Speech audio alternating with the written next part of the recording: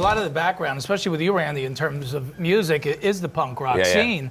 Can you talk about some of the influences that have sort of created Lamb of God sound the way it is now? Sure. Yeah, I mean, it's a really healthy mix. We're not five guys that all like the same kind of music, and I think that's helped us stand out a little bit. Mark, myself, and my brother are really kind of old school thrash metal fans, early Testament, Megadeth, Metallica, that kind of Slayer, of course. And we kind of followed that, picked that where, some of that stuff got left off in the late 80s and kind of made it our own thing, mixing in a couple of different elements from what was starting to come out of Sweden and stuff across Europe. Well, Randy was in this kind of crusty punk scene and having that different element in the band that really kind of dangerous element. It's called scabies. To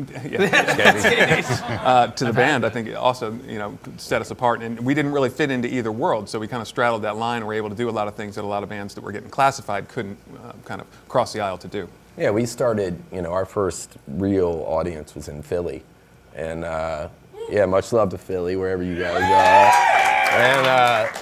It was in these warehouses in West Philly that had a lot of punk and hardcore shows and started doing a lot of the more like relapse type bands, more underground metal bands. Yeah. And it was a time in the scene where it was all getting sort of meshed together. We were kind of part of that. So it's kind of a blessing and a curse, I guess, to not be pigeonholed, but also at the same time, you also want to.